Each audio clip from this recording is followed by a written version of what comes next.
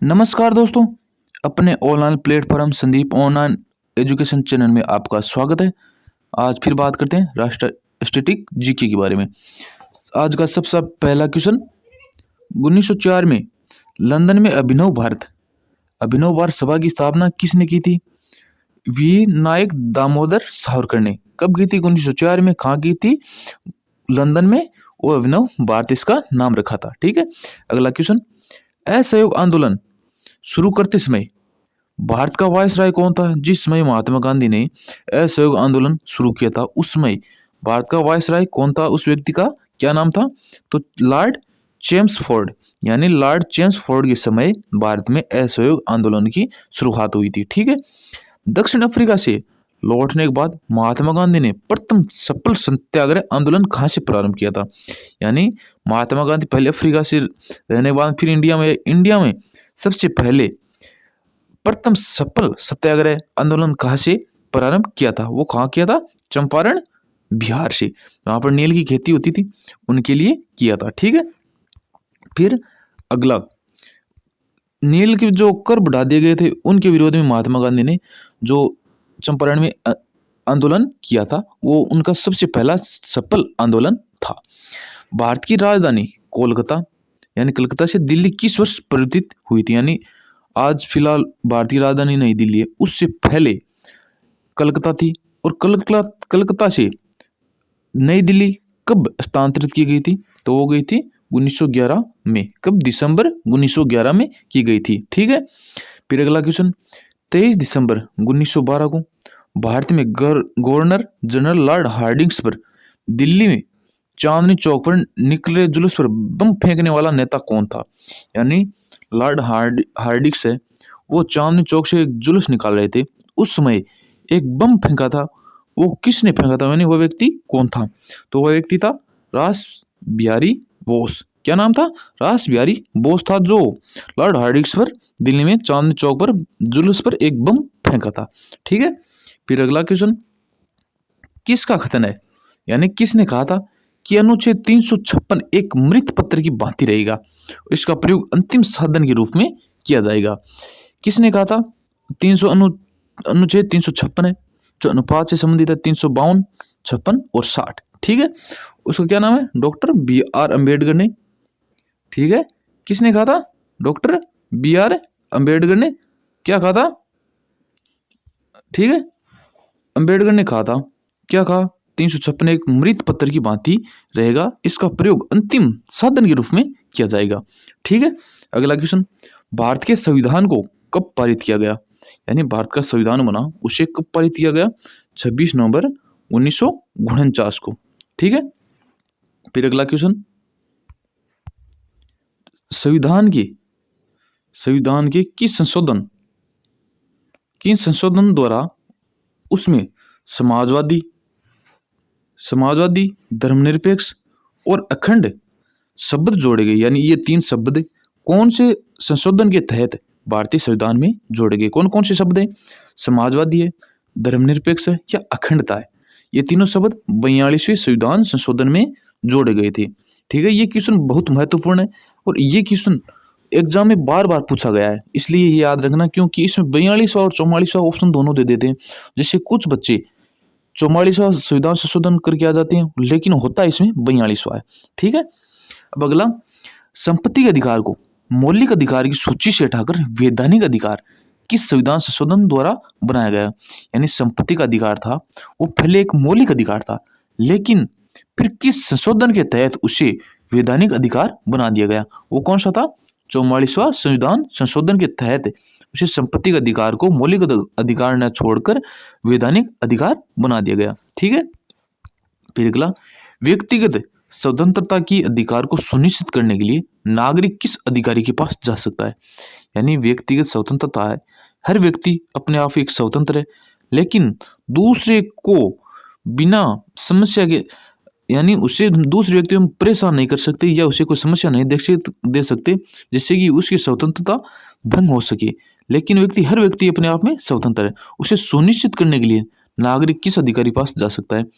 कौन? किस?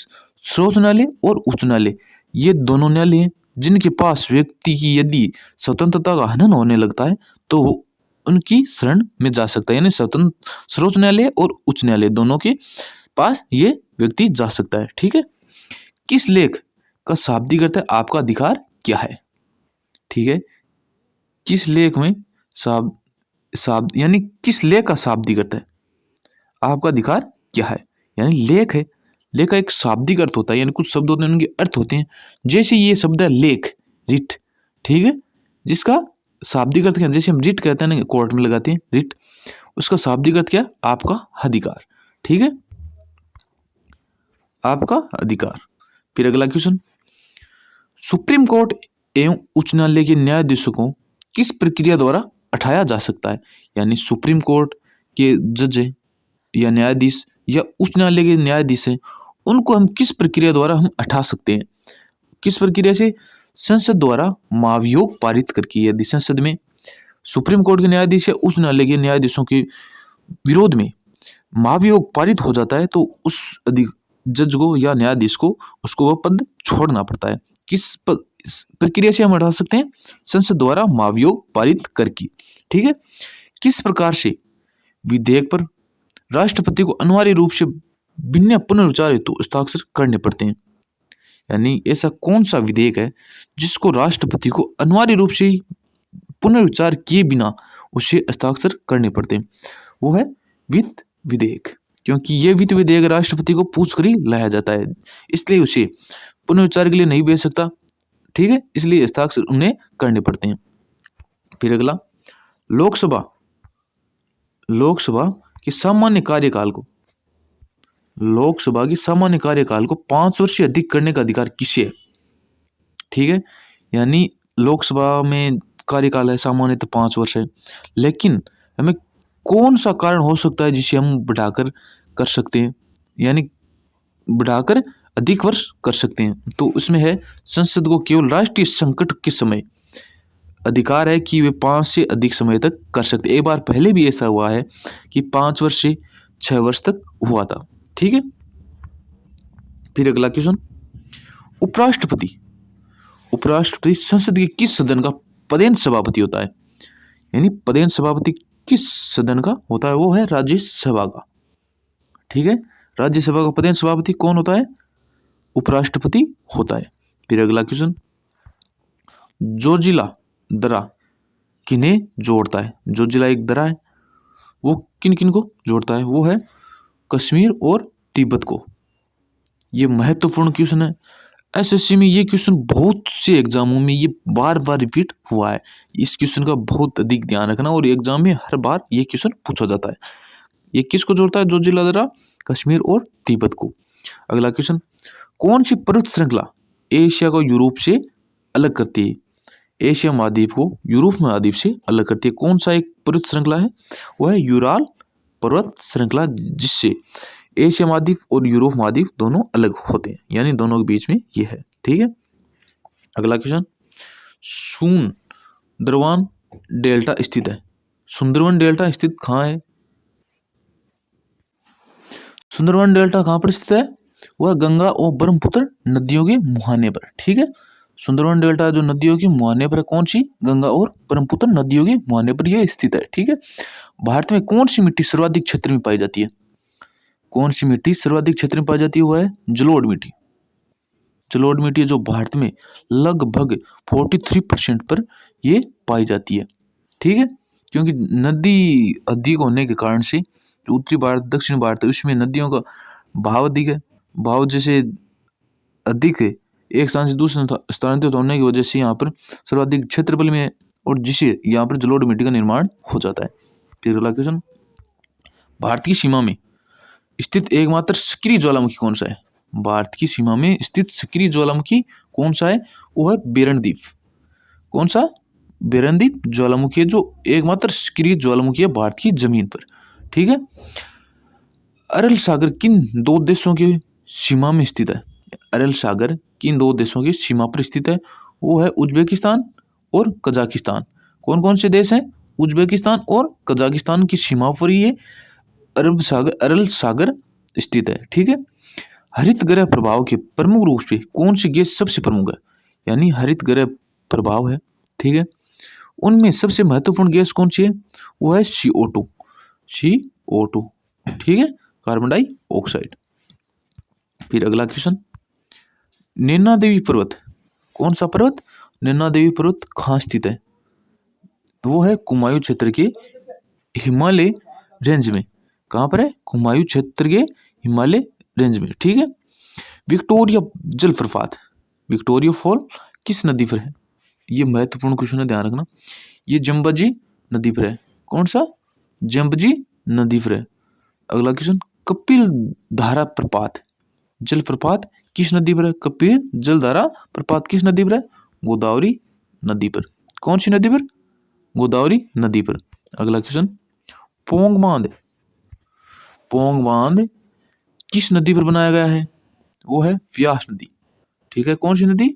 व्यास नदी, व्यास नदी पर है जो पोंग बांध बनाया गया। ठीक है, मध्य प्रदेश के साथ किन अन्य राज्यों की सीमा स्पर्श करती है? कितने राज्य हैं जो मध्य प्रदेश के साथ अन्य राज्यों की सीमा लगती है? वो है 5 राज्य। कितने हैं? 5। अगला, नाथपा झांकरी पावर प्रोजेक्ट किस राज्य में है?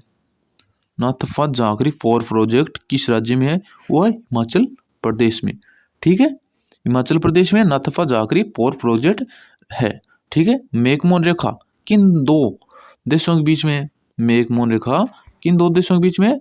भारत और चीन के बीच में। कौन से? भारत और चीन के बीच में 1914 में इसका विस्तारण हुआ था। ठीक है, अगला क्वेश्चन आज के लिए अंतिम, किस महासागर में महासागरीय धाराओं की दिशा में वर्ष में 2 बार परिवर्तन होता है? यानी किस महासागर की महासागरीय धाराएं हैं जिसमें दिशा में वर्ष में 2 बार परिवर्तन होता है? वो है हिंद महासागर। कौन सा?